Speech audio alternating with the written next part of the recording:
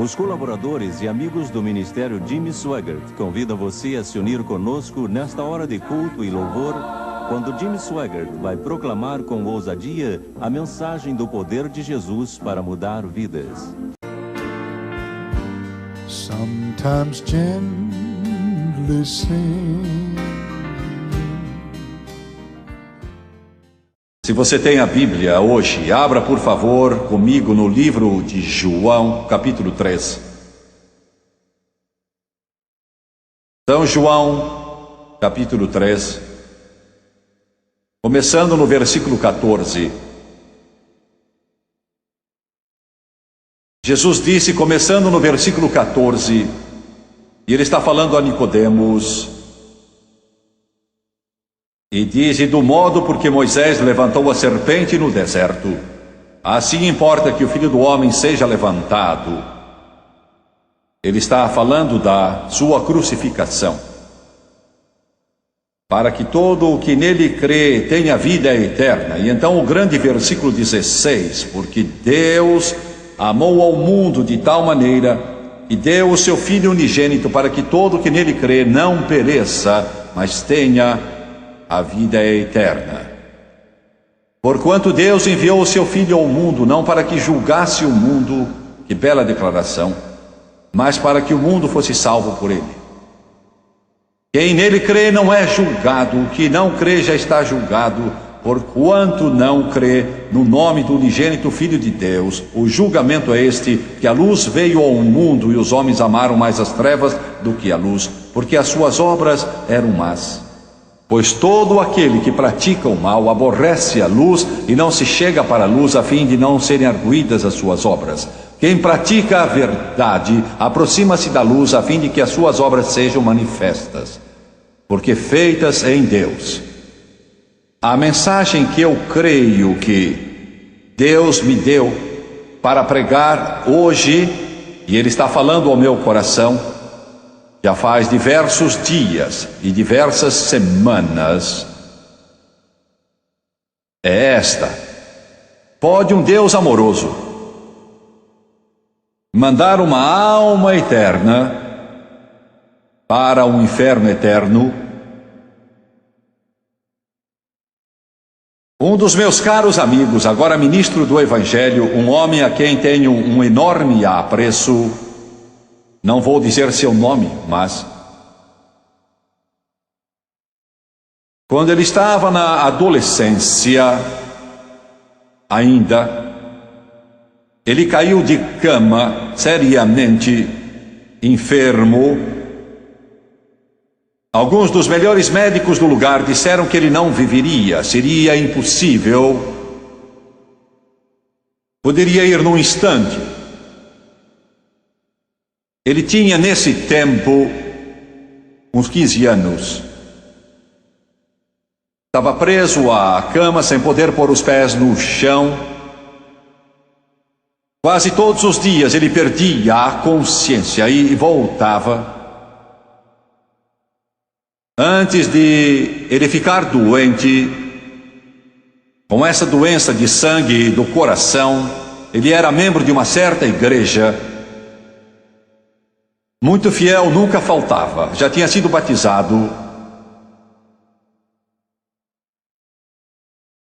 E um dia à tarde, logo antes do almoço, se bem que não comesse nada,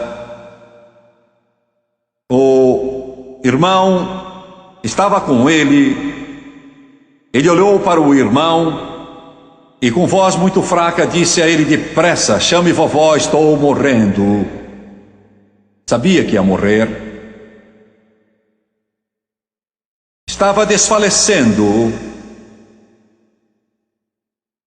Sentiu que a sua alma estava deixando o seu corpo. Lembre-se que ele tinha 15 anos.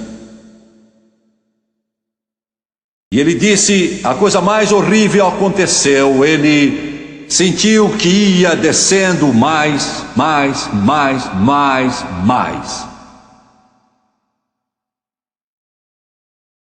Quando chegou, estava no lugar mais horrível que Alguém pode descrever, os pensamentos humanos não podiam imaginar e as palavras não podiam descrever, não era possível de se pensar. Os gemidos terríveis, gritos, suspiros, soluços, que pareciam imensas cachoeiras, disse ele, que provinham daqueles corações atormentados, dos milhões que estavam lá, pois tinham ido ao inferno.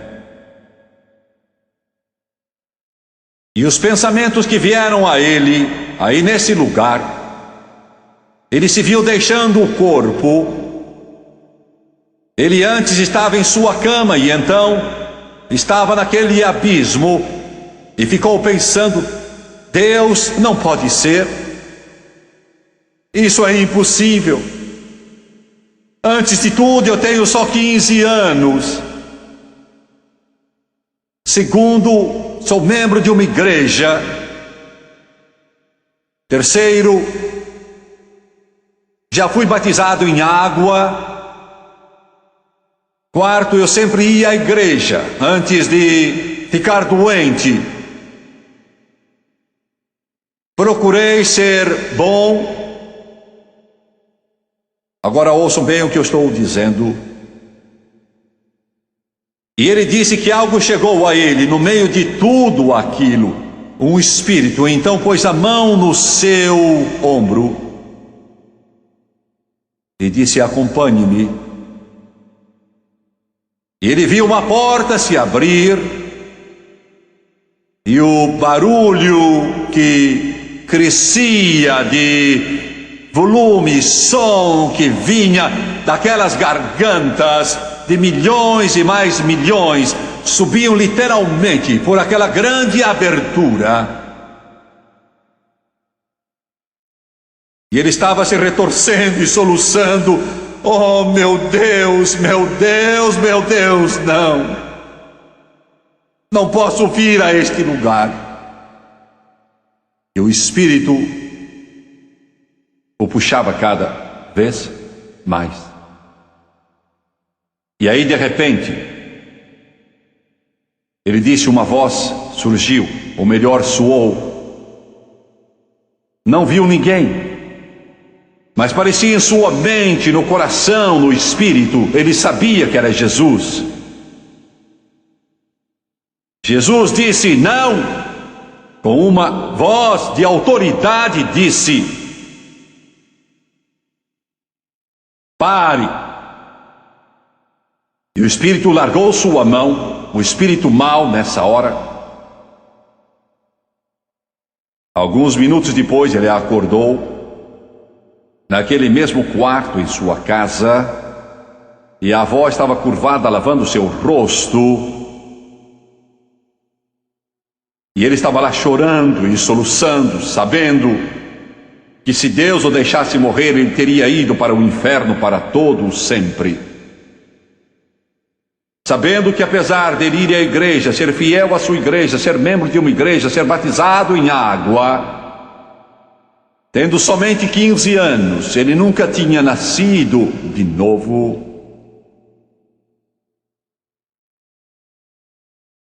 Hoje ele é um grande pregador do Evangelho de Cristo. Vou fazer a primeira pergunta hoje. Este é um assunto sobre o qual muito raramente ouvimos alguém pregar, praticamente ausente dos púlpitos hoje. Pode um Deus amoroso mandar uma alma eterna ao inferno eterno? Antes de tudo, como sabemos que existe um lugar chamado inferno? Como sabemos que um lugar como esse realmente existe? Muitos pastores hoje não acreditam nele. Quero que vocês ouçam o que eu digo. Muitos pastores que se levantam nos púlpitos deste país e de outros países do mundo com a capa de cristianismo não acreditam no inferno que seja literal. Milhões de vocês que estão me vendo e são membros de igrejas cristãs de vários grupos e doutrinas diferentes seu pastor, não crê que há um inferno. Milhões de vocês jamais ouviram desse lugar triste chamado inferno, nem tampouco creem nessa doutrina. O fato é este: o inferno hoje é a piada mais comum que se ouve por aí. É usado como xingamento entre os homens. Inferno é uma palavra religiosa. Ela não é uma palavra de baixo calão, é de fato uma palavra religiosa. E há outras palavras que são xingamento e que são usadas pelo povo, mas não são religiosas, não.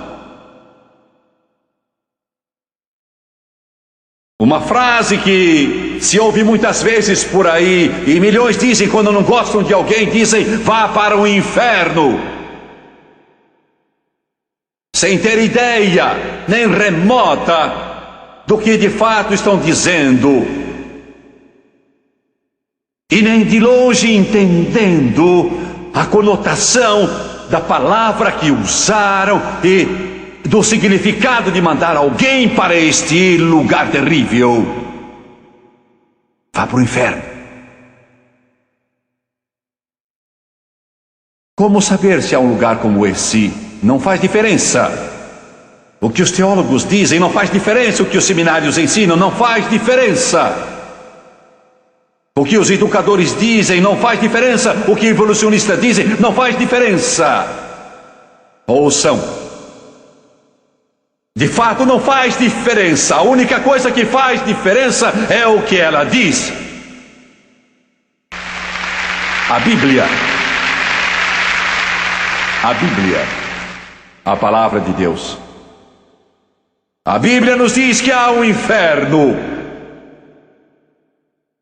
No capítulo 16 do Evangelho de São Lucas, Jesus mesmo diz estas palavras.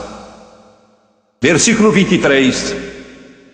Ele conta a história nesse famoso capítulo, e não é uma parábola, é um acontecimento real que de fato se passou. E ele diz: no inferno, falando desse homem que morreu e foi para o inferno, no inferno, estando em tormentos, levantou os olhos e viu ao longe a Abraão e a Lázaro no seu seio. Em Apocalipse capítulo 20, versículos 13 e 14, João o apóstolo escreveu e disse: deu o mar os mortos que nele estavam. A morte e o além entregaram os mortos que neles havia e foram julgados um por um segundo as suas obras. E então a morte e o inferno foram lançados para dentro do lago de fogo. Quando ele diz isso, esta é a segunda morte, não está falando de aniquilação ou extinção. Refere-se a uma separação total, eterna, sem fim de Deus. A segunda morte. Em Apocalipse 21, 8, ele diz isto: quanto porém aos covardes, aos incrédulos, abomináveis, assassinos, impuros, feiticeiros, idólatras e a todos os mentirosos, a parte que lhes cabe será no lago que arde com fogo e enxofre, a saber, a segunda morte. Aqui ele diz de novo: assim então há um inferno, porque a Bíblia nos diz que ele existe. E todos vocês que estão ao alcance da minha voz, os milhões que assistem pela televisão, têm de fazer uma decisão. Vão ter de resolver se preferem acreditar o que alguém lhes diz que é contrário a este livro. Vocês vão querer crer em um brilhante teólogo que ouviram falar contrário a este livro. Vão querer formar sua própria opinião e ideia. Ouçam com atenção. Ou vocês vão acreditar na Bíblia. Bem, como sabemos que esta é a palavra de Deus? Como sabemos que esta é a Bíblia? A palavra de Deus. Como sabemos que é a verdade? Tremendos ataques se fazem a este livro hoje. As nossas escolas estão cheias de ataques contra a palavra de Deus. As instituições educativas nos dizem que é mentira. Eles riem do livro de Gênesis. Muitos pastores, muitos seminaristas, muitos teólogos dão risada da história da criação. Fazem alusão dos milagres de Jesus como fábulas ou histórias. Muitos dizem que talvez ela contenha a palavra de Deus, e alguns dizem serem fábulas. Este livro não contém a palavra de Deus, ele é a palavra de Deus.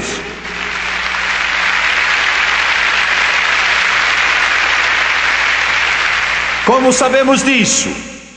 Como sabemos? Sua alma eterna está pesando na balança. E como sabemos que isso é verdade? Como sabemos que não são só fábulas ou histórias? Esses pensamentos vêm à sua mente, por certo. Você tem pensado às vezes, isso aconteceu?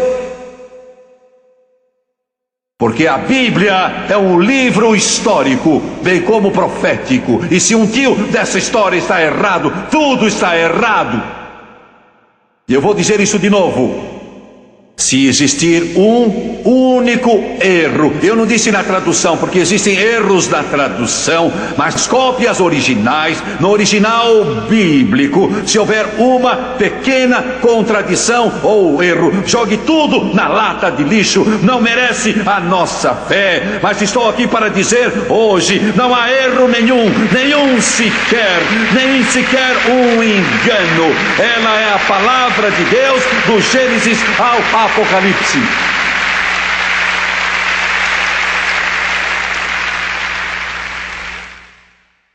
Graças a Deus pelos batistas, em sua denominação, que lutam pela inerrância das Escrituras. Fazem isso. E na hora em que nossos seminários pentecostais, eles começarem a negar a menor coisa deste livro, chute-os fora, porque seu passado, seu presente, seu futuro não dependem de grandes seminários, mas dependem da infalível, imutável, inalterável, inerrante palavra de Deus.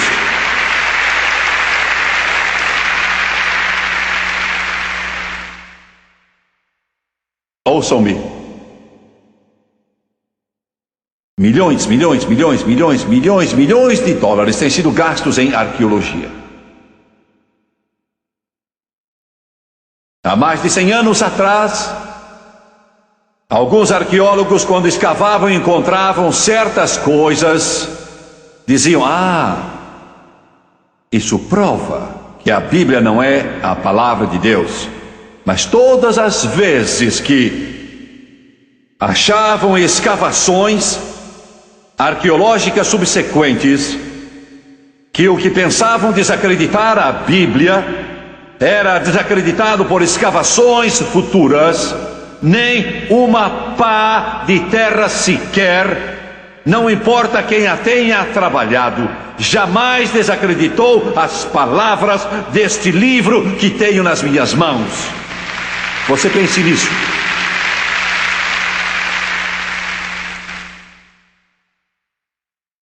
Não há mais manuscritos originais da Bíblia, porque eles foram escritos em papel muito frágil. Todavia, os eruditos dizem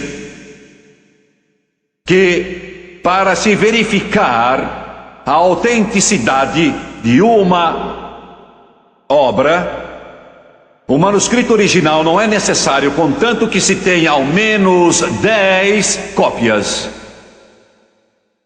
do manuscrito ou do texto original. É o que dizem os eruditos. Nenhum livro antigo tem sido tão pesquisado como a Bíblia. Nenhum. A Odisseia de Homero, em antiguidade, é o segundo livro que não tem mais o manuscrito original, mas tem mais de 600 cópias. Não se nega a sua autenticidade. Ouçam, não há só 600 cópias dos manuscritos originais da Bíblia, existem 25.000 cópias da palavra de Deus de data anterior ao ano 300 AD.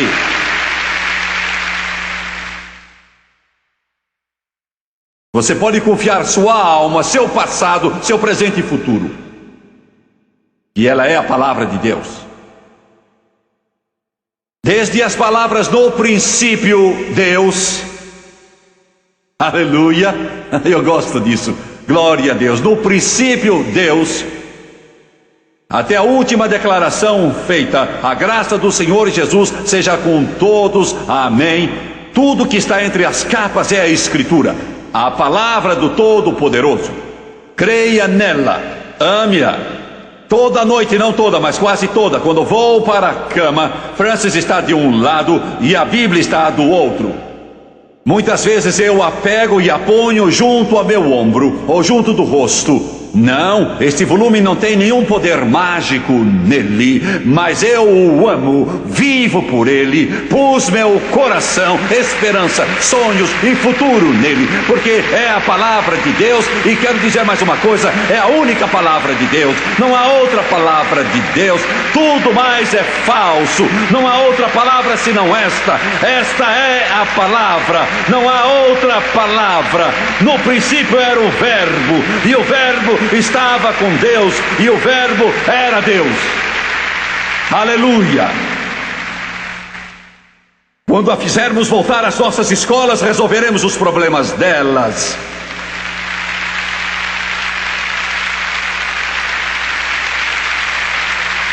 Quando ela voltar aos nossos lares, resolveremos os problemas dos lares. Quando ela voltar aos casamentos, resolveremos os problemas dos casamentos. Quando ela voltar ao Congresso, resolveremos os problemas do Congresso. Aleluia, Deus. Quando voltar às universidades, resolveremos os problemas das universidades. Eu sei que é a palavra de Deus, e a palavra de Deus me fala de um lugar chamado inferno. E que espécie de lugar é esse chamado inferno? Como é ele?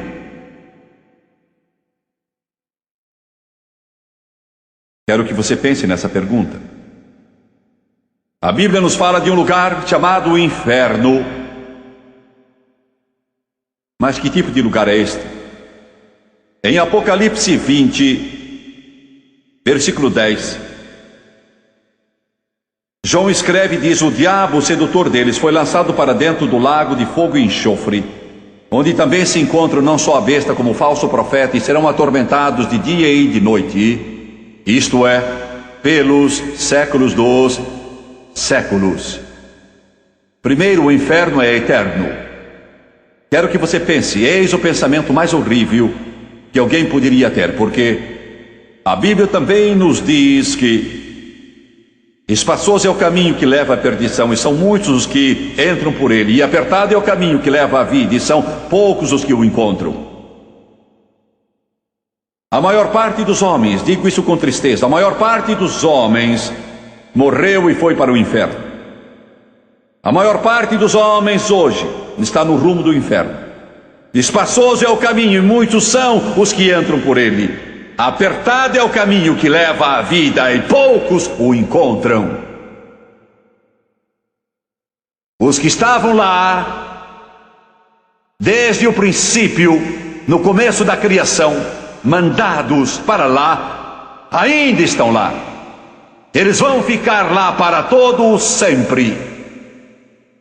Nossa mente não pode alcançar, nem pode entender essa expressão para sempre. Ouçam-me, quero que pensem numa coisa. É muito difícil para nós voltarmos ao início dos tempos. E a Bíblia é o único livro no mundo que de fato dá a história do princípio dos tempos.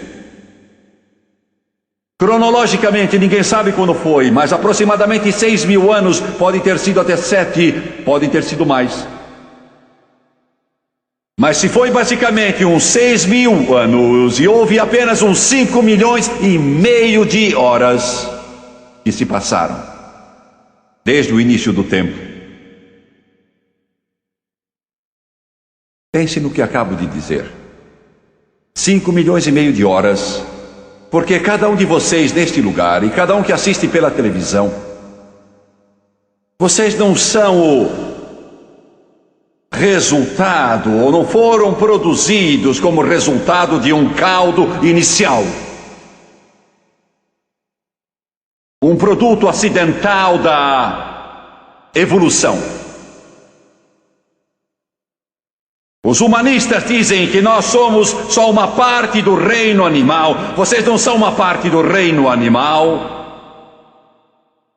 Aquilo que torna vocês diferentes do reino animal é que vocês têm o sopro de Deus em si, são alma e espírito, e que vão viver para todo sempre.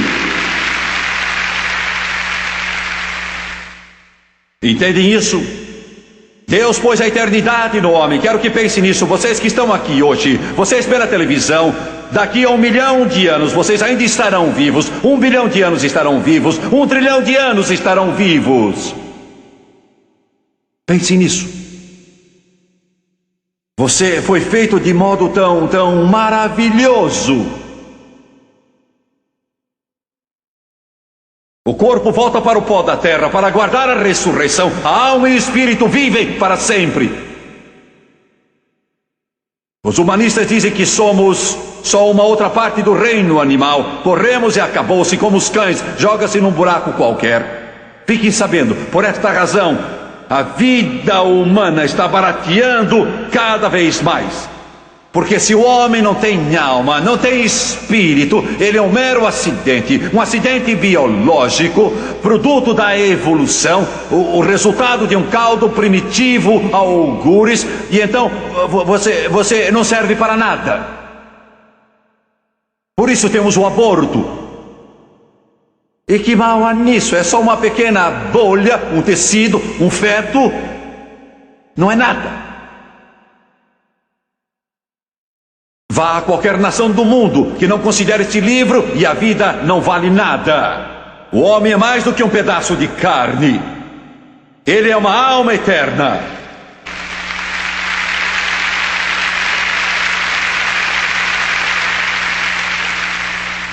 Notem como estão promovendo a cremação hoje em dia amplamente. Os crentes não creem na cremação, que consiste na queima do corpo após a sua morte. Por quê? Vou dizer por quê. Porque a cremação diz, é isso aí. Não há nada mais, acabou. Nada. O Filho de Deus diz, o corpo pode ter sido feito do pó, e ele pode voltar ao pó, e os ossos se desfazem, mas Deus tem um registro, e um dia a trombeta de Deus vai soar, e Deus vai trazê-lo de volta, e vai haver uma ressurreição.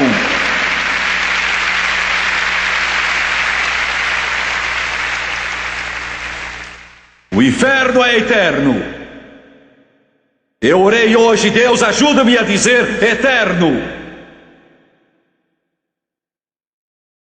Eu estou com 51 anos ao pregar esta mensagem e eu sinto agora mais que nunca o tempo passar. Posso contar os dias. Deus, tenho de fazer a obra, tenho de fazer o que tu me ordenaste.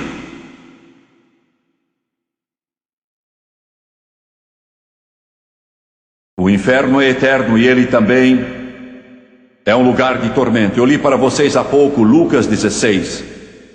E lá está claro, não se vive em estado inconsciente, mas consciente. Sente-se, percebe-se, lembra-se. Filho, lembra, a Abraão disse. Estão ouvindo? Chorando, gemendo, rangendo dentes. Você não pode nem imaginar como é horrível. E todos que estão aqui neste lugar, todos os telespectadores, ou vão indo para lá, ou vão indo para o céu, ou um ou outro. Pense nisso.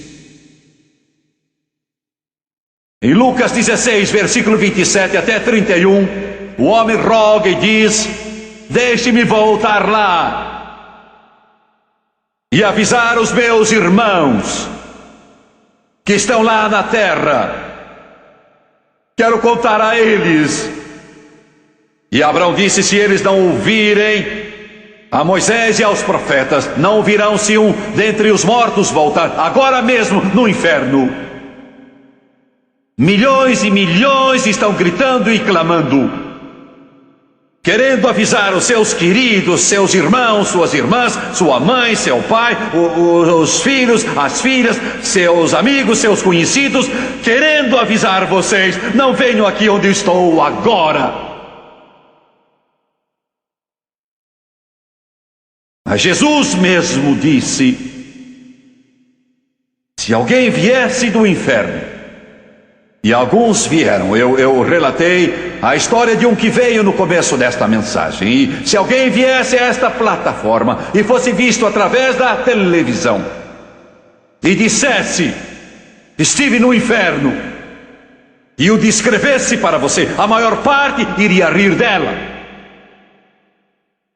Porque se você não crê no Evangelho de Jesus Cristo, sob o poder do Espírito Santo, você não crê em nada.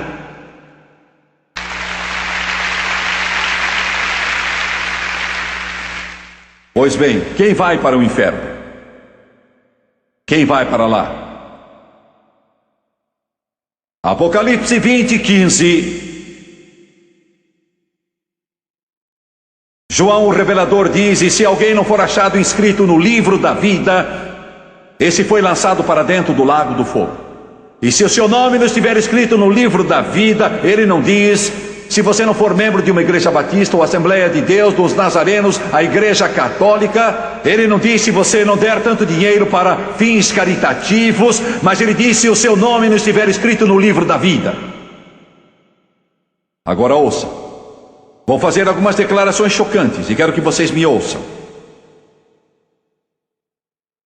Não digo isso porque não gosto de vocês, não digo isso porque odeio vocês, eu digo isso porque amo vocês. Muitos religiosos do mundo vão para o inferno. Muitos religiosos do mundo vão para o inferno. Eu sou o seu inimigo porque lhes digo a verdade. Não há pastor no mundo que tenha sofrido o que eu tenho sofrido. As pilhas de reportagens, as mentiras que têm sido impressas, mas estou disposto a sofrer o que for necessário, se puder afastar uma alma do inferno para o Senhor Jesus Cristo e a vida eterna.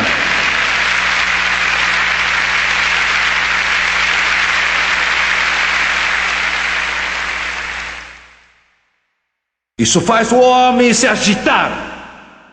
Foi isso que levou os fariseus a crucificar Jesus Cristo. Quando disse: vós sois do vosso pai o diabo, e muita gente religiosa vai para o inferno. Muita gente religiosa no mundo é a pior gente em todo o mundo. Mas do que você está falando? Estou falando disso porque eles substituíram o plano de salvação de Deus pelo seu próprio plano.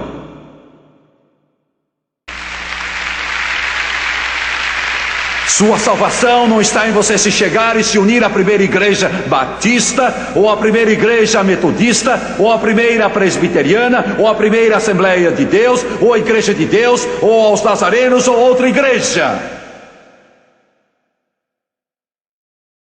Milhões, milhões, milhões e milhões são religiosos. São religiosos, são religiosos. Falam sobre Deus o tempo todo, mas vão para o inferno. Eu quero dizer uma coisa a vocês. Sei que vai irritar alguns, e alguns não vão crer, mas não é meu problema. Eu sou só um mensageiro, é tudo que eu sou. Sou simples mensageiro. Eu não faço a lei, nem mesmo a executo, só digo o que a lei é. Sou uma voz clamando no deserto: preparai o caminho do Senhor, endireitai as suas veredas. Já está posto o machado à raiz das árvores. Toda árvore, pois, que não produz bom fruto é cortada e lançada ao fogo.